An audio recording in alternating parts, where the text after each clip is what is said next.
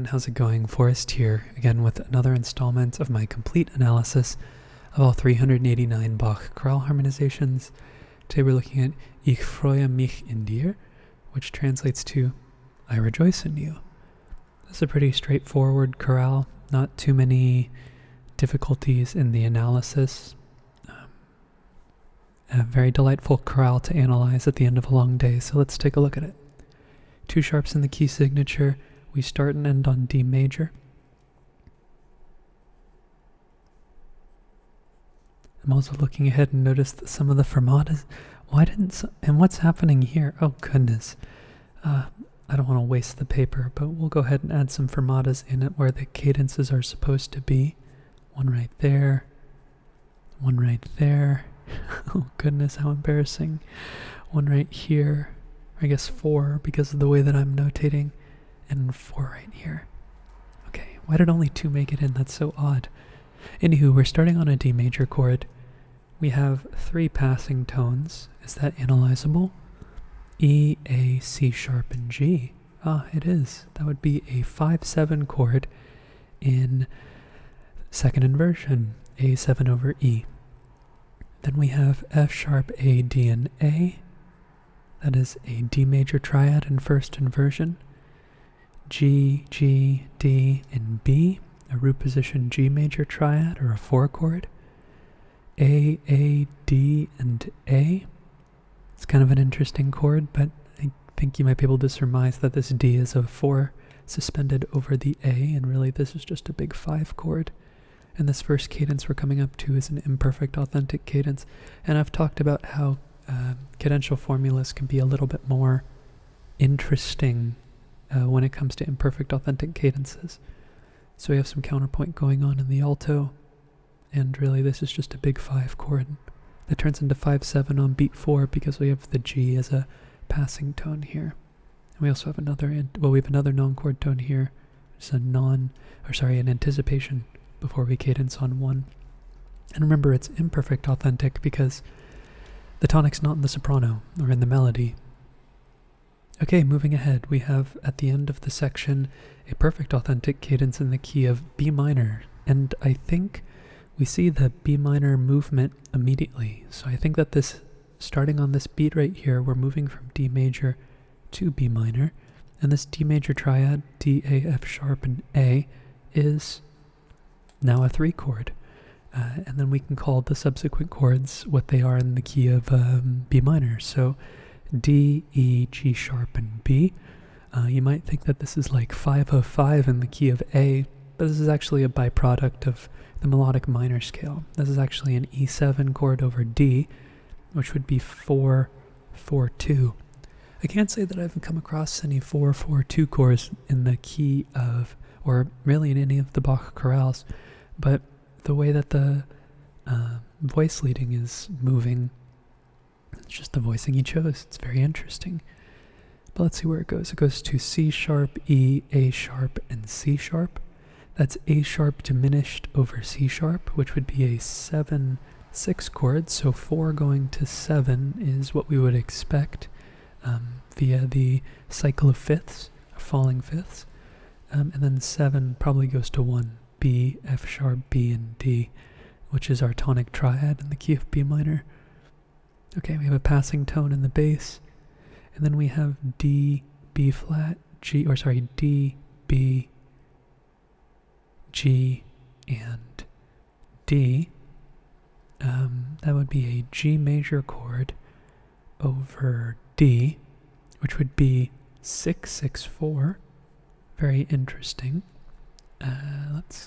If we look at these 2 beats and just say that these Ds are accented non-chord tones, because I don't think it's a coincidence that there's D doubled in the outer voices and they converge. E, B, G, and C sharp. That would be 2-6-5 right here. That's interesting. Yeah, so 2-6-5 in anticipation for a perfect authentic cadence, depending on how you look at it. Actually, you know what? That's what I'm gonna do. I'm pretty convinced that the analysis is that these Ds are accented non-chord tones, and that this is in fact 2-6-5. But I will say that it does look like 6-6-4 on the beat. 2-6-5 preceding 5, right? F, B flat, or sorry, F sharp, B flat, F sharp, or why do I keep calling it B flat? F sharp, B, F sharp, and C sharp. We know that this B natural, not B flat, is a suspension over the F sharp, and then the A gets introduced on the next beat. So this is really where the 5 happens, but we have a suspension, and we have a delayed 7th before we get to 1. In root position, B, B, D, and B. Notice how he cadences without a 5th. It's an incomplete triad. Okay, so if we look ahead to the next cadence, and God, what happened? This is like a former draft, and it did not print the way I wanted to. I don't like printing so that there is a phrase ending at the beginning of a new system, so that's just a tip that I have for other engravers out there. This is not how this would be a last resort. And there'd have to be something else very pressing in order for me to have a phrase ending at the beginning of another system. But we have a perfect authentic cadence in the key of A major here, so we're looking for a modulation. And if you listen to the melody, I really do think that this is a direct modulation. After the repeat, it sounds like we immediately book it right into A major. No real transition required. Even though we've seen this E major sonority before oh, actually, my bad. I thought that we had G sharp in the bass. We have not seen this chord before. It really just sounds like we book it right into A major, though. So this is E major over G sharp, which is 5-6, passing 7th in the soprano. And then we have F sharp, A, E, and C sharp. Let's try that again. Sorry, that's not F sharp. I just went from reading treble to bass. A, E, and C sharp. That makes a lot more sense. That's a root position tonic triad, passing 7th in the bass. F sharp, A, F sharp, and D. It's a 4-chord, first inversion, D major over F sharp. Some passing tones going on. And then we have D, A, F sharp, and B. That would be 2-6-5. B minor 7 over D, and then it turns into 7-5-3 right here on this beat. Those are both chord tones. And then we have E, G sharp, E, and B with like a prolonged A afterwards. This is just an E major triad root position, so a 5-chord, and then we cadence on 1. Notice how he's anticipating the tonic or the final cadencing note again, just like how he does in the first phrase. There's a little bit of similarity between the two cadences. Okay, so next cadence is another cadence in the key of A major, but this time it's imperfect authentic. We have A, C sharp, E, and A. It's the exact same chord as before, no need to reanalyze. G sharp, B, E, and B. That's E major over G sharp, 5-6, passing tone in the alto, E, E, G sharp, and C sharp. That's interesting. That would be a 3-6 chord, kind of a deceptive progression because we're expecting not 3, we're expecting either 1, or we were expecting with the lower notes, we were spelling it, we were kind of deceived based on the spelling, right? It was like E, E, G sharp, and then you would expect B again, but no, we get the C sharp, which is interesting. We then have F sharp, D, A, and D. That is D major over F sharp, or 4-6, passing 7th in the tenor. And then we have G, B, E, G sharp, B, E, and D, or yeah, they're both Ds. This one's just an anticipation, kind of the same motive as we had here, just a different note. This would be a 5-6-5 chord, E7 over G sharp, before we get 1. Again, this idea that we have a chord progression that has more flavorful chords and their voicings are more flavorful as well. with inverted chords, seventh chords, and triads. You get interesting formulas in comparison to the ones you get towards the end of the chorale or towards the perfect authentic cadences you get during the middle of the chorale. You know, we get 2, 6, 5, 5, 1 as opposed to 4, 6, 5, 6, 5, 1. Yeah, the imperfect authentic cadence tends to be a little bit more zestier, or just zestier, yeah. And then we have this weird formatting thing where this should just be a dotted half note, but it's a quarter note and a half. I don't know. Apologies for the lack of formatting, or the proper formatting. Alright, next, cadence. Spoiler alert, it's super interesting. It's a deceptive cadence, like an actual deceptive cadence, 5 going to 6 in the key of D major.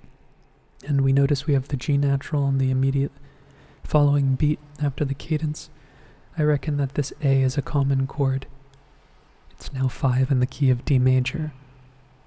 And this A7 chord, that is a result of us lowering the bass to G and the rest of the voices rotating, except for the alto. The alto stays the same, turns it into a 4-2 chord. The 7th in the bass. F sharp, D, A, and A, or sorry, F sharp, D, F sharp, and A. I mix my clefs up all the time, if you can't already tell. That is a tonic triad in first inversion, D major over F sharp. E, G, G, and B. That is a root position E minor triad, or 2. Okay. And then we get C sharp, A, E, and A. That is an A major triad over C sharp, or that's 5-6 in the key of A major. And then we have A, C sharp, E, and G. Same, this is a root position triad, 7 chord, so 7, 5, 3. Passing tone in the soprano, or sorry, I keep saying passing tone. It's an anticipation. I expect it to be a passing tone. But we get a very similar idea as we get in the first phrase here, where we anticipate the soprano note via this 8th note figure. In fact, the melody's the exact same up until this point. A, B, A, G, F sharp, F sharp. Same melody as the beginning, but this time we get a deceptive cadence, B, B, D, and F sharp. 5 going to 6. Super interesting when we get deceptive cadences. We see a lot of deceptive progressions, like 5 going to 3.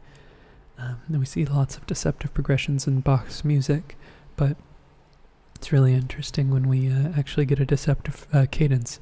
Definitely the cadence with the least amount of representation in Bach's music so far. So when we get one, it's fascinating. Alright, last cadence. Perfect authentic cadence in the key of D major. As you would expect, most pieces end with perfect authentic cadence. We've gotten a couple of halves. We've even gotten a plagal cadence, but most of them are perfect authentic. Okay, F sharp, A, D, and A. That's a tonic triad in first inversion, right? D over F sharp. G, G, D, and B. That is a G major triad in root position, or a 4 chord. Some passing tones in the tenor and the soprano. Here we go, some chromatic harmony, G sharp, B, E, and D. That's E7 over G sharp, or 5, 6, 5 of 5. Because E is the dominant of A, and A is our 5 chord, or our dominant. And then we have A, E, and D. I think you know that this is probably a prolonged harmony. It really depends on the way that you look at it, because you could say that this E is an accented non-chord tone, and that this is actually 1, 6, 4. Or you could say that this F sharp is a passing tone, or you could say that this D is a suspension, and that this is actually 5. But we definitely get 5 on the next beat. More specifically, we get 5, 7. But I really think that this is 1, 6, 4 with the E as the accented non-chord tone. It really just depends on how you hear it. 1, 6, 4, and 5 are paired together so frequently in this style of music that they're usually linked together via that bracket to show their relation to one another.